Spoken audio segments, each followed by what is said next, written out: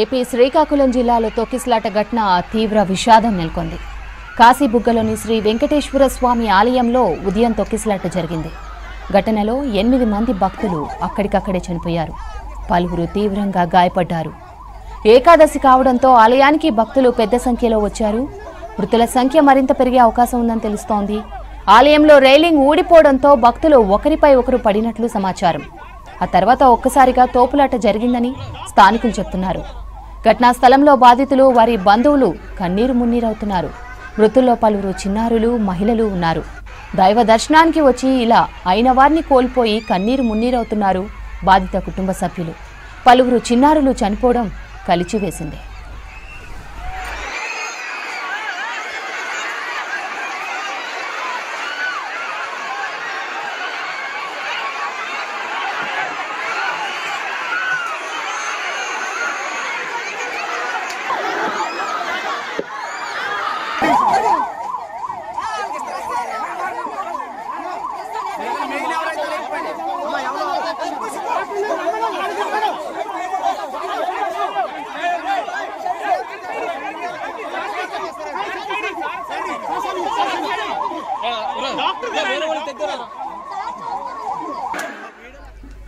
ఘటనపై తీవ్ర దిగ్భ్రాంతి వ్యక్తం చేశారు ఏపీ సీఎం చంద్రబాబు, మంత్రులు. ఘటనపై అధికారులను అడిగి పూర్తి వివరాలు తెలుసుకుంటున్నారు. సహాయక చర్యలను ముమ్మరం చేయాలని అధికారులను ఆదేశించారు సీఎం. సర్కార్ ఆదేశాలతో స్థానిక యంత్రాంగాన్ని అలర్ట్ చేశారు కలెక్టర్, ఎస్పీ. ఘటనా స్థలానికి అదనపు అంబులెన్స్లను పంపి గాయపడిన వారిని స్థానిక హాస్పిటళ్లకు తరలిస్తున్నారు. పరిస్థితి సీరియస్ గా ఉన్న వారిని జిల్లా కేంద్రానికి షిఫ్ట్ చేస్తున్నారు.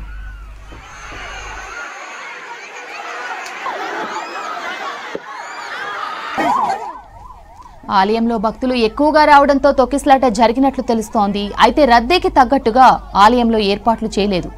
ఆలయ రైలింగ్ కూలడంతో ప్రమాదం జరిగిందని అధికారులు ప్రాథమిక విచారణలో చెప్తున్నారు. 10 ఏళ్ల క్రితం 12 ఎకరాల స్థలంలో శ్రీ వెంకటేశ్వర స్వామి ఆలయాన్ని నిర్మించారు స్థానికులు. ఇవాళ ఏకాదశి, అందులోనూ కార్తీక మాసం కావడంతో శ్రీనివాసుని దర్శించుకునేందుకు భక్తులు పెద్ద సంఖ్యలో తరలివచ్చారు. అయితే రద్దీ ఎక్కువగా ఉండడం, అందుకు తగ్గట్లుగా ఏర్పాట్లు చేయకపోవడంతోనే ఈ ఘటన జరిగినట్లు తెలుస్తోంది.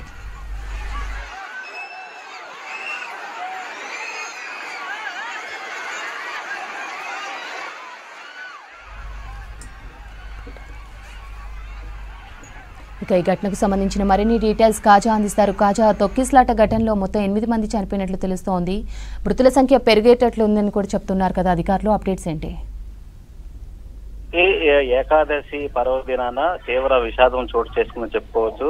శ్రీకాకుళం జిల్లాలో అత్యంత వెంకటేశ్వర స్వామి ఆలయంలో భక్తులు ఎక్కువగా వచ్చే ఆలయం అక్కడ. అయితే ఈ రోజు ఏకాదశి పర్వదినం కావడంతో భక్తులు భారీగా వచ్చారు. ఒక పక్క ఎండ తీవ్రత, మరో పక్క అనుకున్న దానికన్నా కూడా భక్తులు గతం కంటే కూడా ఎక్కువగా రావడం కూడా ఈ ప్రమాదానికి ఈ ఘటనకి కారణం అని చెప్పుకోవచ్చు. అయితే ఆలయంలో ప్రధానంగా ఏకాదశి పర్వదిన సందర్భంగా కూడా శ్రీకాకుళం జిల్లా పలాస నుంచి ఎక్కువగా ఈ సంవత్సరం అక్కడికి రావడం జరిగింది. అయితే పలాస ప్రాంతం నుంచి వచ్చిన వారందరూ కూడా క్యూ లైన్ లో ఉండేందుకు ప్రయత్నించారు. అయితే ముందు వరుసలో ఉన్న వారందరూ కూడా లోపలికి వెళ్లకుండా ఎక్కువసేపు అక్కడే క్యూలో ఉండడంతో వెనక నుంచి వారు ఒక్కసారిగా నెట్టివేయడంతో కూడా ఈ ఘటన జరిగింది. అయితే అక్కడ ఆలయ సిబ్బంది ఎవరైతే ఉన్నారో ఆలయ సిబ్బందితో పాటు అధికారులు కూడా పూర్తి స్థాయిలో కూడా ఏర్పాట్లు అయితే మాత్రం అక్కడ చేయలేదని చెప్పేసి స్థానికులు చెబుతున్నారు. ప్రస్తుతం అక్కడ మరణించిన వారందరినీ కూడా ఇప్పటికి 8 మంది చనిపోయారు. ఇంకా మృతుల సంఖ్య పెరిగే అవకాశం ఉందని చెప్పేసి కూడా అధికారులు చెబుతున్నారు. అయితే వ్యవసాయ శాఖ మంత్రి అచ్చెన్నాయుడు స్థానికంగా అక్కడికి చేరుకున్నారు. అక్కడ పరిస్థితిని కూడా అక్కడ ఉండి ఆయన స్వయంగా సమీక్షిస్తున్నారు. అధికారులు అందరూ యంత్రాంగం అంతా కూడా అక్కడికి రావడం జరిగింది. అయితే ఈ రోజు జరిగినట్టు ఈ దుర్ఘటన ఆంధ్రప్రదేశ్ ముఖ్యమంత్రి చంద్రబాబుతో పాటు పలువురు మంత్రులు, అదేవిధంగా దేవాశాఖ మంత్రి తీవ్ర దిగ్భ్రాంతి వ్యక్తం చేశారు. అయితే భక్తులు తమ కోరికలు తీర్చుకునేందుకు ఆలయానికి వెళ్లి మృత్యువాత పడడం కూడా అందరినీ కలిసివేసిందని చెప్పుకోవచ్చు. ప్రస్తుతం అక్కడ ఉన్నటువంటి మృతుల దగ్గర బంధువులు, అదేవిధంగా అక్కడికి వచ్చిన వారందరూ కూడా ఆ పరిస్థితిని చూసి తీవ్ర అరణ్య రోదనకు గురవుతున్నారు. మరోపక్క ఆ గాయపడిన వారందరినీ కూడా స్థానికంగా ఉన్నటువంటి వైద్యశాలకు తరలించి మెరుగైన వైద్యం అందించే ప్రయత్నం చేస్తున్నారు. అయితే కొంత పోలీసులతో పాటు బలగాలు అదేవిధంగా అంబులెన్స్ ను కూడా అక్కడికి ఎక్కువగా తీసుకురావడం జరిగింది. అధికార యంత్రాంగం సంఘటన జరిగిన తర్వాత అప్రమత్తమయ్యి అక్కడ సహాయ చర్యలు చేపట్టే దిశగా కూడా పడుతూ ఉన్నారు. అయితే ఎప్పటికప్పుడు మనం చూసుకుంటే ఈ ప్రధానంగా ఇటీవల ఇలాంటి సంఘటనలు ఎక్కువగా జరుగుతున్నాయని చెప్పుకోవచ్చు. ముందుగానే భక్తులు వస్తారని తెలిసినప్పటికీ భక్తులకు ఏర్పాట్లు చేయాల్సినటువంటి ఆలయ సిబ్బంది కానీ అధికారులు కానీ వాళ్ళ నిర్లక్ష్యం వల్లనే ఈ సంఘటనలు జరుగుతున్నాయి. ఉత్సవాల్లో జరిగే సందర్భాలు వేరు, ఆలయంలో జరిగే పరిస్థితులు వేరుగా మనం ఒకసారి పరిగణించవచ్చు. ఎందుకంటే ఆలయంలో ప్రధానంగా దేవుడిని పూజించేందుకు తమ కోరికలు తీర్చుకునేందుకే భక్తులందరూ అక్కడికి వస్తుంటారు. అయితే అక్కడికి వచ్చిన భక్తులు ఎవరు కూడా ప్రశాంతంగా దేవుని దర్శనం చేసుకొని తమ కోరికలు దేవుని వద్ద ముక్కులు చెల్లించుకొని వెళ్లే ప్రయత్నం చేస్తారు. ఎవరు కూడా చేసి ఆ పరిస్థితికి వాతావరణానికి తీసుకొచ్చే పరిస్థితి భక్తులు చేయని పరిస్థితి. అయితే ఎక్కువ సంఖ్యలో అక్కడికి రావడం, ఎవరు ఎక్కడున్నారు ముందు వరుసలో ఉన్న వారు అందరిని కూడా అక్కడ కంట్రోల్ చేసే పరిస్థితి లేదు.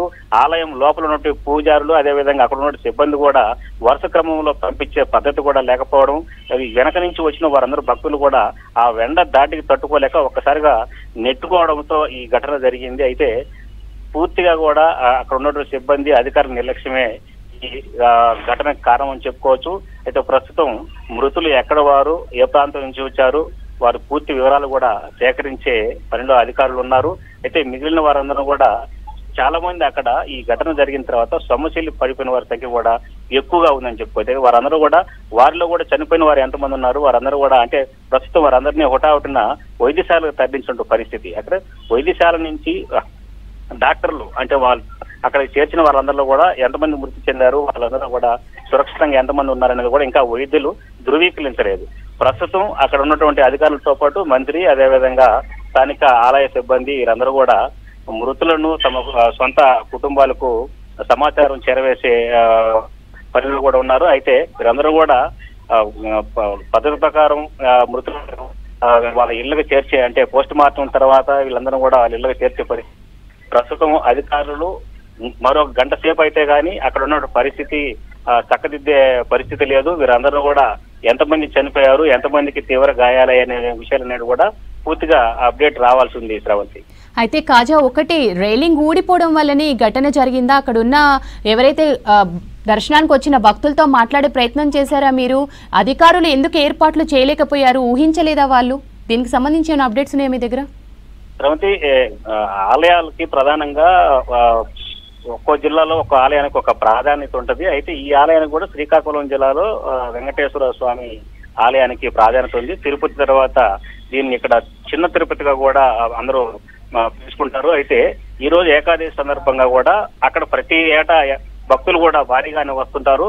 ఈ ఏడాది అనుకున్న సంఖ్య కన్నా కూడా ఎక్కువ కావడంతో ఈ ప్రమాదం చోటు చేసుకుంది. మీరు చెప్పినట్టు ఆ రోలింగ్ ఇరిగి పడడం కారణం వెనకనున్నటువంటి భక్తులు ఒకసారిగా నెట్టుకోవడంతో ఆ ఇరిగి పడడం, అక్కడ ఉన్న వారందరూ కూడా ఆ పక్కకి పడిపోవడంతో వెనక అందరూ వాళ్ళ పైన పడడం ఈ దుర్ఘటన జరిగింది. అయితే ఈ దుర్ఘటనలో తోపులాట జరిగిన తర్వాత హడావుడిగా ఏం జరుగుతుందో తెలియక భక్తులు అక్కడ ఉన్న వారందరూ కూడా కొంత పరుగులు తీసే ప్రయత్నం చేశారు.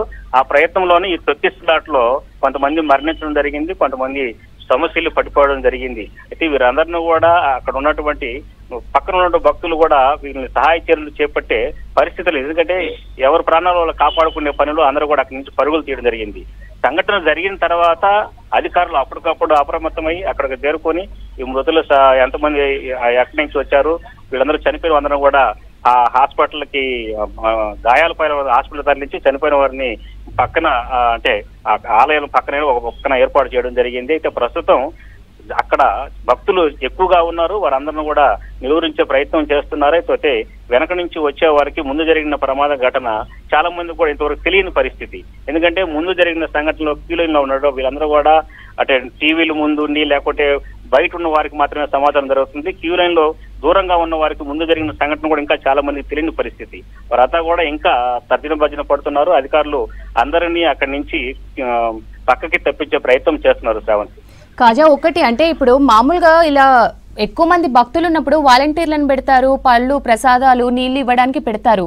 సో అలాంటి వాలంటీర్స్ కూడా అక్కడ ఎవరూ కనపడలేదా? సహాయక చర్యలు ఏ విధంగా జరుగుతున్నాయి? ఎస్పీ ఎవరెవరు అక్కడ సందర్శించారు అక్కడ ప్రస్తుతం? శ్రవంతి, ప్రస్తుతం వ్యవసాయ శాఖ మంత్రితో పాటు స్థానికంగా ఉన్నటువంటి ఎస్పీ, అదేవిధంగా కలెక్టరు, స్థానికంగా రెవెన్యూ సిబ్బంది వీరందరూ కూడా అక్కడ చేరుకొని సహాయ చర్యల్లో మాత్రం ఉన్నారని చెప్పుకోవచ్చు. అయితే పూర్తిగా అక్కడ ఉన్నటువంటి సిబ్బంది నిర్లక్ష్యం అని చెప్పుకోవచ్చు. ఏదైతే దేవాదాయ కమిటీ కూడా ఉంది, కమిటీ కూడా భక్తులు వచ్చే వారికి ఏర్పాట్లు, భక్తులకు ఎటువంటి ఇబ్బందులు లేకుండా సౌకర్యాలు కల్పించాల్సిన వారు కూడా పూర్తిగా పట్టించుకోలేదని చెప్పుకోవచ్చు. ఎందుకంటే జరిగిన సంఘటన చూస్తే ఖచ్చితంగా అక్కడ ఉన్నటువంటి సిబ్బంది నిర్లక్ష్యం అని చెప్పి తెలుస్తుంది. మనం ఒకసారి పరిశీలిస్తే పెద్ద పెద్ద దేవాలయాల్లో కూడా గతంలో మనం చూసుకుంటే ఏడాది ఆంధ్రప్రదేశ్ లో గత ఏడాది నుంచి కూడా చాలా దేవాలయాలు ఇదే పరిస్థితి. కరెక్ట్ ఏదైతే ప్రధానంగా ఏ రోజైతే దేవాలయాలకి ఎక్కువగా భక్తులు వెళ్తుంటారో, ఏ రోజైతే ప్రాధాన్యత ఉంటుందో అదే రోజు భక్తులు అక్కడ మృతి చెందడం కూడా రాష్ట్ర వ్యాప్తంగా కూడా చాలా కుటుంబాలని కలిసివేసింది, చాలా కుటుంబాల్లో తీవ్ర విషాదం కలిగించింది చెప్పుకోవచ్చు.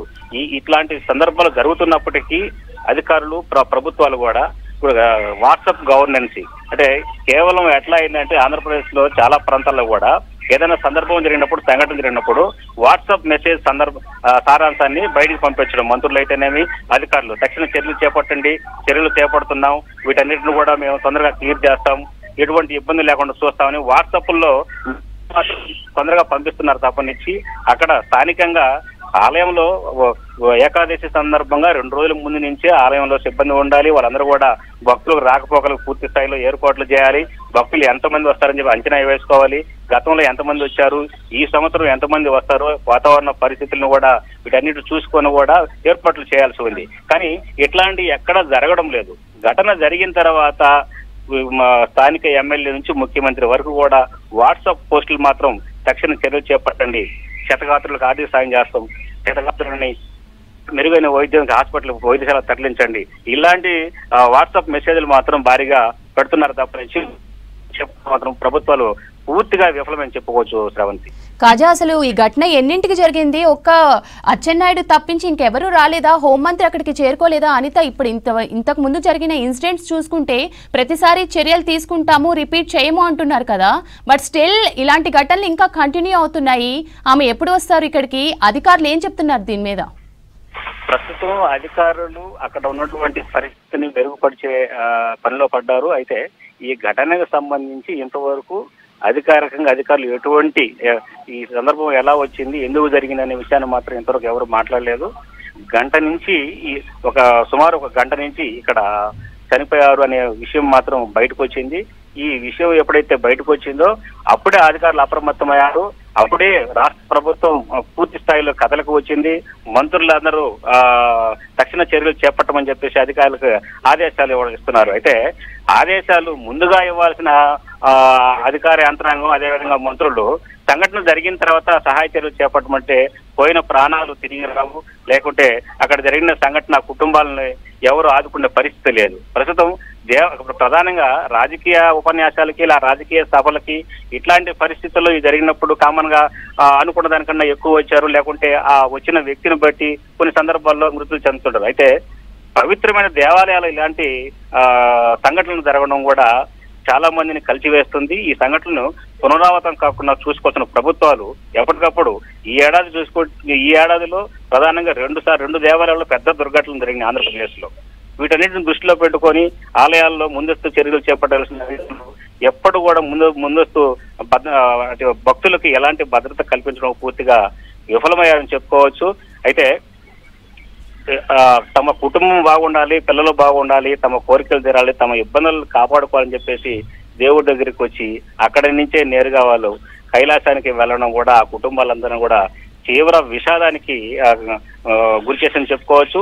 ఈ ఘటన చూసిన రాష్ట్ర వ్యాప్తంగా కూడా చాలా మంది, రాష్ట్రంలో ఉన్న ప్రజలు కూడా ఈ ఘటనని తీవ్ర దిగ్భ్రాంతి, ఇలాంటి ఘటనలు జరగకూడదు, ప్రభుత్వాలు పూర్తి స్థాయిలో, అధికారులు పూర్తి స్థాయిలో 5 రోజుల ముందే ఇలాంటి చర్యలు చేపట్టాలి. పెద్ద పెద్ద దేవాలయాల్లో, భక్తులు ఎక్కువ వచ్చే దేవాలయాల్లో కమిటీ కానీ అధికారులు కానీ ముందస్తుగానే భక్తులకు పూర్తిస్థాయి ఏర్పాట్లు చేయాలి.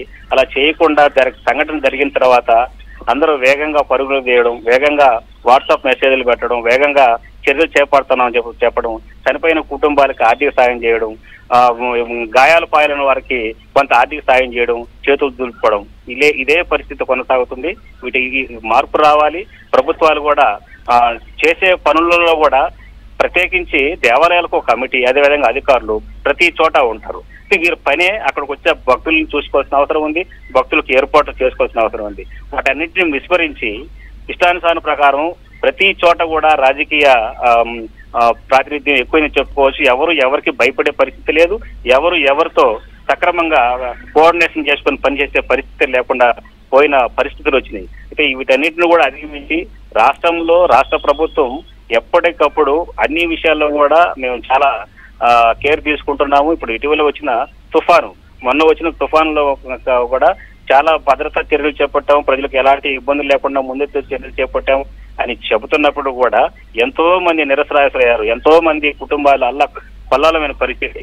అయితే సంఘటన అనంతరం మాత్రం రాష్ట్ర ప్రభుత్వాలు మేము పూర్తి స్థాయిలో అందరిని ఆదుకుంటామని చెప్తున్నారు. ఎందుకు మానవుల పట్ల ఇంత సామాన్య ప్రజల పట్ల ఇంత దయనీయమైన పరిస్థితి వచ్చింది, ప్రభుత్వాలు ఎందుకు ముందస్తు చర్యలు చేపట్టలేకపోతున్నారు? ఆంధ్రప్రదేశ్ లో ఒకసారి మనం పరిశీలిస్తే ఒక పక్క ముఖ్యమంత్రి చంద్రబాబు నాయుడు, మరో పక్క ముఖ్యమంత్రి కావాలనుకుంటున్న లోకేష్, మరో పక్క తానే ముఖ్యమంత్రి అనుకుంటున్న పవన్ కళ్యాణ్, ముగ్గురు బీజేపీ ప్రభుత్వం, ఇంతమంది కూటమి నేతలు ఈ రాష్ట్రాన్ని మేము చాలా అభివృద్ధి చేస్తాము, ప్రజలను ఆదుకుంటామని చెప్పేవాళ్ళు కనీసం దేవాలయాలకు వెళ్లే భక్తులను కూడా కాపాడలేని పరిస్థితిలో ఉండడం కూడా చాలా దురదృష్టకరం చెప్పుకోవచ్చు.